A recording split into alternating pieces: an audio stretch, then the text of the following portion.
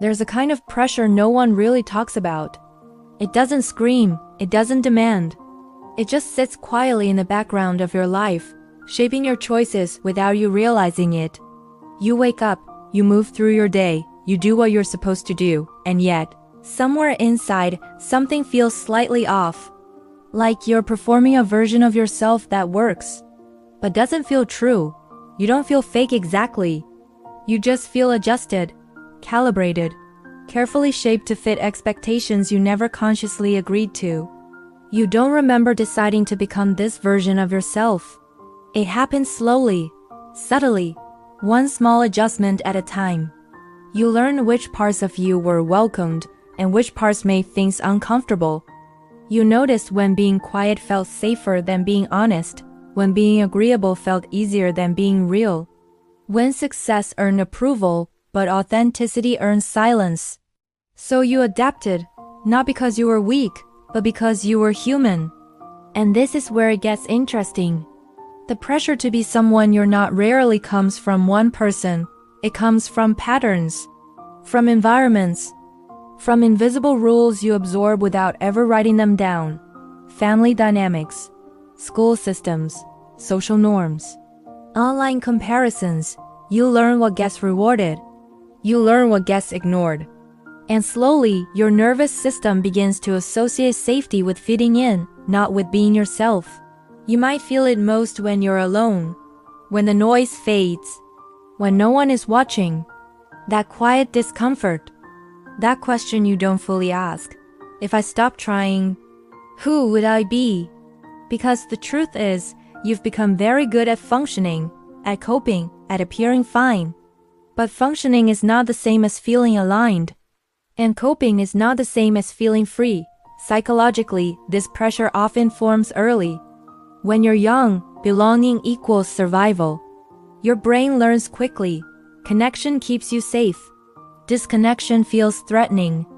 So when certain traits lead to distance, being too emotional, too curious, too sensitive, too slow, too different, your system doesn't judge them morally, it simply flags them as risky.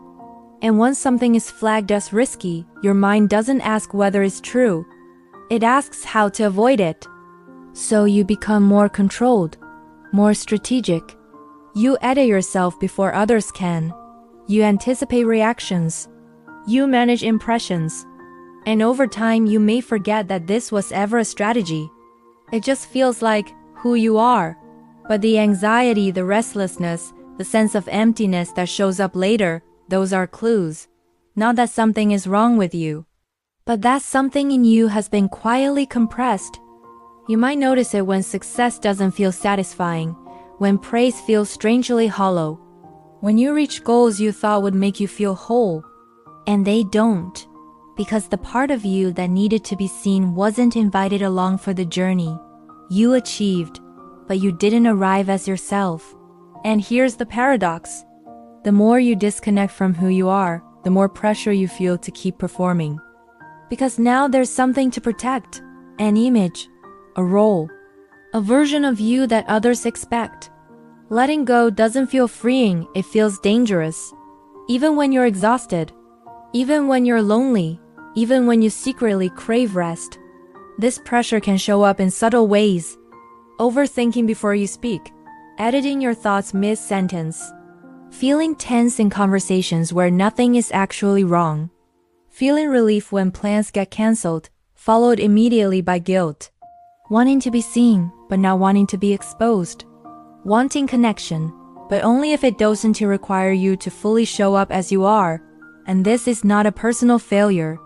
This is a nervous system that learned to prioritize safety over truth. Over time, your mind learned that being yourself didn't always lead to connection, so it learned to be strategic instead. Helpful, useful, impressive, invisible, whatever worked. But here's the thing. Strategies that protect you early in life can quietly imprison you later. What once kept you safe can start to suffocate you. And the discomfort you feel now isn't random. It's feedback. It's your system saying, I don't want to live this far away from myself anymore. This is often why slowing down feels uncomfortable, why silence feels loud, Why stillness brings anxiety instead of peace? Because when the noise stops, the performance has nowhere to hide. And the parts of you that were set aside start knocking again, not angrily, just patiently, waiting to be acknowledged.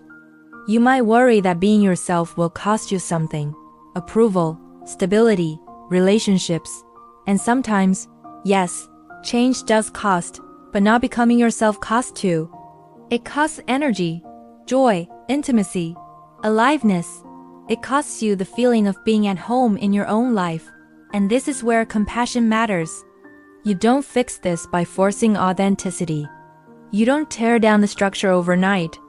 You start by noticing, by gently observing when you tighten, when you perform, when you say yes but feel no, when you silence yourself not because you want to, but because you're afraid of what might happen if you don't. Awareness is not exposure, it's safety. It tells your nervous system, we're paying attention now. And slowly, with enough gentleness, your system begins to realize that the world you re in now is not the world you grew up in, that you have more choice, more agency, more room than you once did. Here's the truth, and this matters. You were never meant to become a perfected version of yourself. You were meant to become an integrated one. One where your sensitivity is not a flaw, where your slowness is not laziness, where your depth is not a liability, where your authenticity is not something you earn, but something you return to. The pressure to be someone you're not doesn't disappear all at once, but it softens, it loosens. Each time you choose alignment over approval, each time you tell the truth in small ways, each time you let yourself exist without performing, that's not rebellion. That's healing. You're not behind. You're not broken. You're not failing at life. You're waking up to the quiet cost of living disconnected from yourself. And that awareness, that's not the end of the journey. That's the beginning of coming home.